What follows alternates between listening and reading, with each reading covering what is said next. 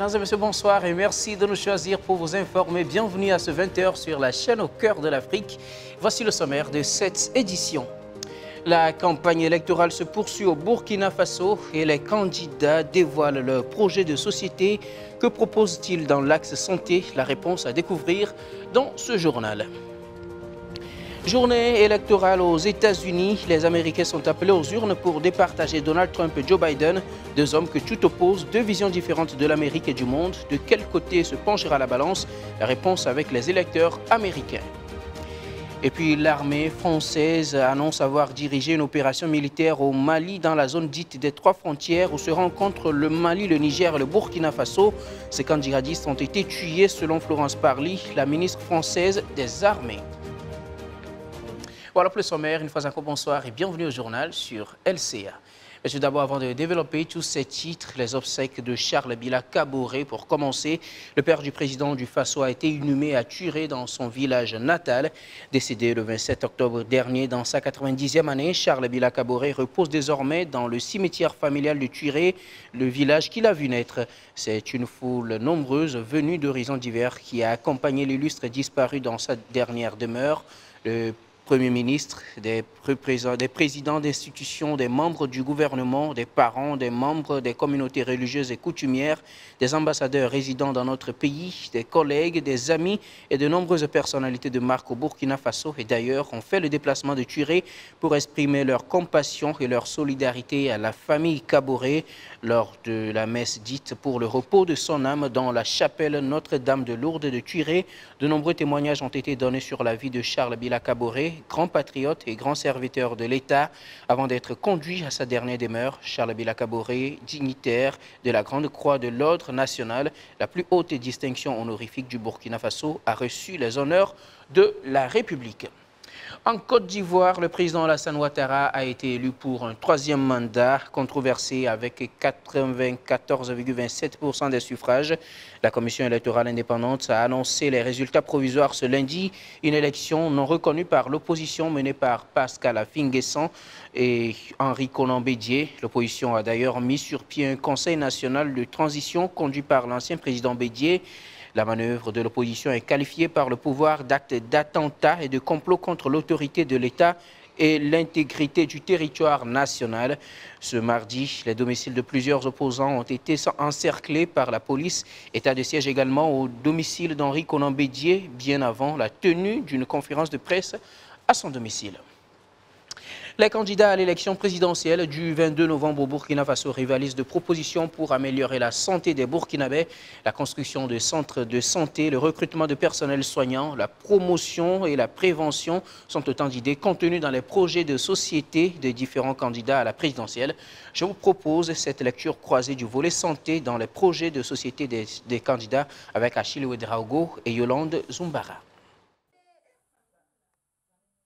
La santé occupe aujourd'hui une place centrale dans les problématiques de développement et les candidats au scrutin présidentiel du 22 novembre 2020 lui accordent une place de choix dans leur programme de société. Le candidat du MPP, Roch Marc Christian Kaboré, lui envisage de renforcer le dispositif d'offre de services de santé de qualité, déployer les mesures de prévention et de promotion pour mieux protéger et améliorer la santé des Burkinabés, garantir l'accès aux soins et aux services pour tous les Burkinabés, en particulier les groupes vulnérables.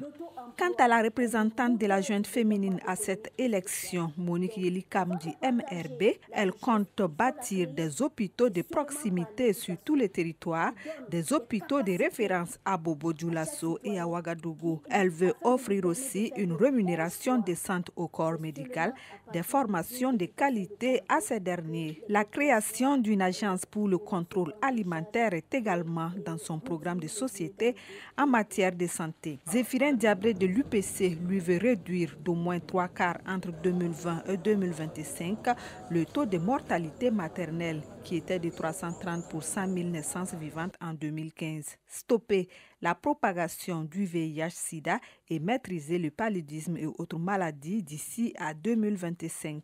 Les candidats du parti de l'éléphant, Gilbert Noël Ouedraogo, pensent améliorer le financement de la santé promouvoir la pharmacopée traditionnelle, lutter contre les faux médicaments et mettre l'accent sur l'acquisition et l'entretien des outils de pointe. Pour Tahirou Bari, candidat du MCR, un pays rongé par la maladie est paralysé dans son élan de développement. C'est pourquoi il propose une politique sanitaire principalement axée sur la prévention des maladies, l'accroissement de l'offre sanitaire, l'accessibilité des coûts des produits et soins médicaux. Pour la troisième étape de sa campagne électorale en vue de l'élection du 22 novembre prochain au Burkina Faso, le candidat de l'Union pour le progrès et le changement UPC était dans la ville de Kaya, dans le centre-nord. Après Tenko Dogo et Fadangourmand, Zéphirin Diabré a promis un Burkina meilleur aux populations de Kaya et les localités environnantes. Le reportage est signé Aimé Sawadogo. Accueil triomphal pour Zéphirin Diabré et sa délégation dans la région du Centre-Nord ce 2 novembre 2020.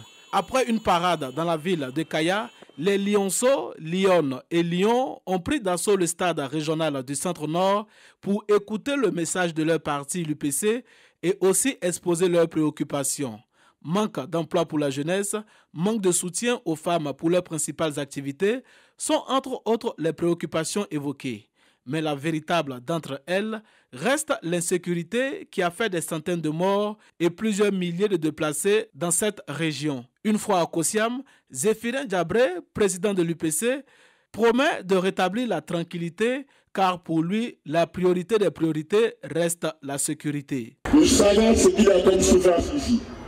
Et parmi vous, il y a des femmes et des hommes qui sont des déplacés. Ils sont 1 million et quelques qui ont laissé leur territoire pour venir ici.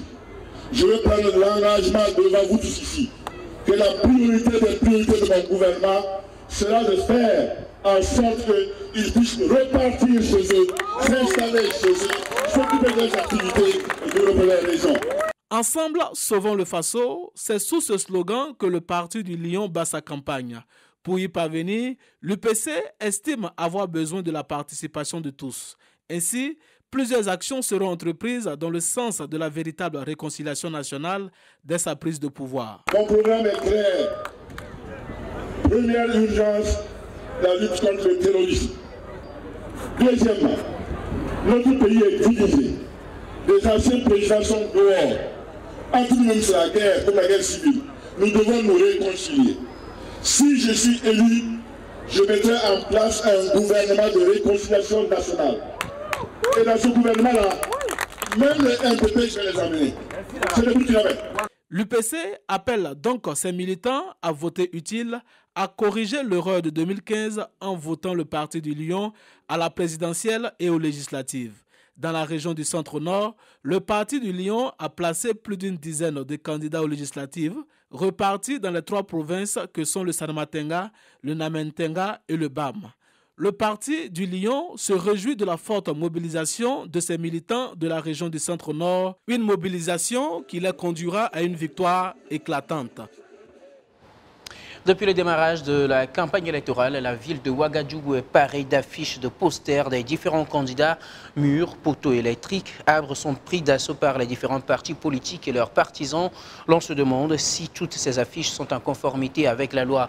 En rappel, l'article 24 de l'arrêté numéro 2020-156 du 16 juillet 2020 porte à réglementation de la publicité dans la commune de Ouagadougou, précise les lieux d'implantation des panneaux et d'affiches publicitaires. Les détails avec Linda Sarakabo et Bassirou Sawadogo.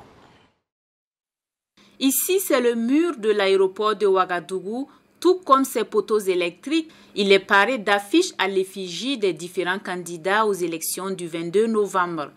Depuis le lancement officiel de la campagne électorale, partis politiques, partisans et militants transforment tous les espaces en un album photo. Murs, arbres, poteaux électriques, panneaux de signalisation sont méconnaissables, tous sont parés de tenues électorales. Cependant, ces décors instantanés ne sont pas autorisés à tous les endroits. Que disent justement les textes en la matière? À ce propos, le maire de la commune de Ouagadougou précise dans un communiqué que certaines de ces affiches sont en violation de la loi numéro 080-2015/CNT du 23 novembre 2015 portant réglementation de la publicité au Burkina et de la loi numéro 014-2001 AN du 3 juillet 2001 portant code électoral. En rappel, l'article 24 de l'arrêté numéro 2020-156 du 16 juillet 2020 portant réglementation de la publicité dans la commune de Ouagadougou précise les lieux où l'implantation de panneaux publicitaires, la position d'affiches et de banderoles sont strictement interdites. Il s'agit des zones réservées à l'administration publique sauf les panneaux érigés par l'État et ses démembrements à des fins d'information ou d'indication de leurs services au public, des zones et sites protégés, des immeubles présentant un caractère esthétique, historique ou pittoresque, des feux tricolores, des panneaux de signalisation routière, ferroviaire ou aéronautique, des panneaux de transport et de distribution électrique, des panneaux de télécommunication le long des murs des établissements scolaires, des murs des hôpitaux et autres centres de santé, le long des murs des cimetières et des monuments. Par conséquent, le maire, dans son communiqué, invite les auteurs de ces actes illégaux à décoller immédiatement les affichages en question à poser sur le territoire communal sous peine de sanctions prévues par les textes en vigueur. En attendant donc l'application de ces différentes dispositions, ces affichages se poursuivent dans la capitale burkinabé, lui donnant ainsi un autre visage. Les Américains élisent aujourd'hui, 3 novembre, leur président. Une élection à plusieurs enjeux pour départager 2 candidats que tout oppose. Donald Trump, le président sortant qui brigue un second mandat, multiplie ses meetings pour influencer le vote. De son côté, Joe Biden, ancien vice-président de Barack Obama, compte tirer profit de l'électorat acquis aux démocrates et de ses promesses de campagne. Trump ou Biden, la réponse des Américains à connaître ce soir. Donald Trump estime que les Américains ont le droit de connaître le vainqueur au jour même de l'élection. La période de campagne électorale correspond le plus souvent au Burkina Faso à une période d'abandon de postes dans les administrations publiques et privées d'ailleurs. Cette année, la situation a empiré par le fait que plusieurs ministres sont engagés dans la compétition en tant que candidats aux législatives. Alors, comment assurer la continuité du travail dans les administrations pendant cette période de campagne? La réponse avec Bourema Ouedraogo, journaliste et éditorialiste. Il a été interrogé par Achille Ouedraogo et Franck Aristide Jeffa. Pour le journaliste et analyste politique, il serait difficile de maintenir l'administration dans un fonctionnement continu normal comme il était de coutume en cette période de campagne électorale. Vous remarquerez que quels que soient les partis que vous allez prendre, vous aurez la plupart des candidats. Par exemple, on est dans une campagne à la fois présidentielle et législative. Donc, quels que soient les partis que vous allez prendre, vous trouverez que la plupart des candidats sont des travailleurs en règle générale du public ou du privé. Donc déjà la loi autorise tous les candidats effectivement à obtenir une autorisation d'absence durant la période de la campagne pour pouvoir effectivement aller battre campagne dans les localités ou dans les circonscriptions respectives. Donc déjà à ce niveau-là, rien que les candidats, vous allez trouver effectivement qu'il y a beaucoup d'agents aussi bien de l'État que du privé qui vont se retrouver sur le terrain. Naturellement, dans le privé, il y aura une certaine réorganisation parce qu'ils n'ont pas le choix et ils sont obligés effectivement de se réorganiser pour être efficaces même pendant la campagne électorale. Mais dans l'administration publique, ça va être, on va effectivement assister à une sorte de fonctionnement au ralenti. Selon le directeur de publication et fin observateur de la scène politique nationale, une réorganisation de l'administration peut aussi ralentir son fonctionnement et la continuité des services. C'est vrai que ça pourrait effectivement avoir un impact parce qu'il y a des choses, peut-être il y a des dossiers par exemple qui sont des dossiers qui ne sont pas prévus, il y a des choses qui vous arrivent à l'imprévu et que vous souhaiteriez effectivement qu'ils soient traités dans l'urgence. Si vous avez la malchance que le dossier est traité par quelqu'un qui est candidat ou qui est engagé dans la campagne et que son service n'a pas pris les dispositions pour qu'il y ait quelqu'un qui assure l'intérim, bon, naturellement, ça va poser des soucis par rapport au règlement du problème pour lequel, en tout cas l'accès à ces services-là vous sera difficile. Et du coup, effectivement, peut-être qu'il va falloir qu'au niveau de l'État, on réfléchisse à comment on assure la continuité de l'administration pendant les campagnes électorales. Si, je ne dis pas que des dispositions ne sont pas prises, mais c'est sûr que, compte tenu du fait que c'est des absences massives au niveau de l'administration, on sera certainement sans doute confronté effectivement à l'absence d'un certain nombre de compétences par rapport au traitement d'un certain nombre de dossiers. Au regard donc de ce qui précède, selon Bouraïma Ouedraogo, le citoyen burkinabé doit prendre son mal en patience et tenir compte de la réalité en attendant que des solutions objectives et adéquates soient trouvées par rapport à ce qui se passe ou ce qui devait se passer pendant les campagnes électorales au Burkina Faso. Au Mali, 50 djihadistes ont été tués au cours d'une opération conduite par l'armée française vendredi dernier. C'est ce qu'a annoncé la ministre française des Armées, Florence Parly, au cours d'une visite au Mali hier. Selon la ministre française des Armées, le 30 octobre, au Mali, la force Barkhane a conduit une opération qui a permis de neutraliser plus de 50 djihadistes, confisquant également des armes et du matériel. Cette opération porte un coup significatif, selon elle, à ce groupe affilié à Al-Qaïda et opérant dans la région de Boulikessi, près de la frontière avec le Burkina Faso. L'information a été donnée à l'issue d'une rencontre avec les autorités maliennes dans le cadre d'un voyage au Niger et au Mali, signalant que cette opération antiterroriste a été menée dans la zone dite des 3 frontières, où se rencontrent sans délimitation physique les frontières du Mali, du Burkina Faso et du Niger. Santé, avant de clôturer cette édition, il s'est tenu ce mardi à Ouagadougou un atelier de formation et d'engagement dans le cas des leaders communautaires de la société civile sur la couverture universelle. L'initiative est du RAME, le réseau d'accès aux médicaments essentiels, et l'objectif à terme est d'outiller les participants pour davantage jouer leur rôle de veille citoyenne sur la question des précisions en images avec Bassirou Sawadogo et Rainatou Tamboura. La couverture sanitaire universelle stipule que les individus aient accès aux services de santé sans encourir des difficultés financières. Le RAM outille alors ses leaders communautaires et de la société civile dans l'optique qu'ils s'approprient la question et ainsi mieux jouer leur rôle de veille citoyenne.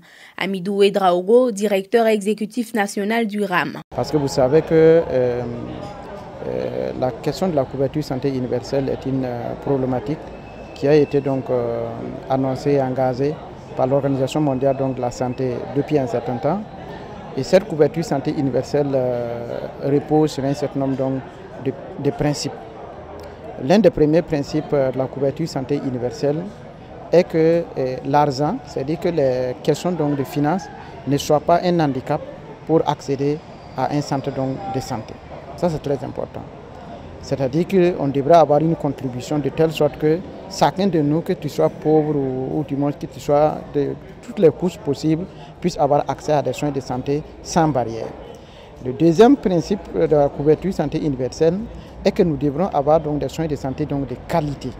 Quand vous arrivez, vous devrez avoir des soins de santé, un plateau technique disponible, un centre de santé de proximité, et tout cela devrait être véritablement disponible. Le Burkina Faso est résolument engagé sur la voie de la couverture sanitaire universelle. Pour ce faire, depuis 2016, les soins sont gratuits pour la mère et l'enfant de moins de 5 ans. Et depuis peu, les prestations en matière de planification familiale sont gratuites. Mais de grands pas doivent encore être faits pour arriver au résultat escompté, reconnaît le docteur Pierre Yameogo. Il est le secrétaire technique en charge de la couverture sanitaire universelle au ministère de la Santé. Il y a effectivement ce grand pas, mais ce qui manque, ou du moins ce qui devrait pouvoir compléter le dispositif, c'est d'élargir l'accès à toute la population. Vous avez l'autre grande partie de la population qui continue de payer directement les frais de soins et il y a d'autres qui ne peuvent pas avoir accès. Donc, c'est dire que petit à petit, nous allons regarder comment au sein du ministère de la Santé, au sein du gouvernement, comment on peut étendre l'accès aux soins des services de santé de base là, à toute la population. C'est en ce sens que l'assurance maladie universelle devrait pouvoir permettre d'inclure toutes les catégories, toutes les couches sociales, de telle sorte à ce que, au finish, nous puissions dire que voilà, tout le monde a accès aux soins et aux services de santé de base. Mais en attendant des participants à cet atelier de formation, il est attendu une conscience citoyenne plus accrue sur les questions de santé. D'autant plus que, souligne le directeur exécutif national du RAM, la pandémie à coronavirus est venue révéler les grandes failles du système sanitaire burkinabé. Et c'est ce qui met fin à cette édition. Merci de l'avoir suivi sur la chaîne Au Cœur de l'Afrique. Très bonne suite de nos programmes. Dakar.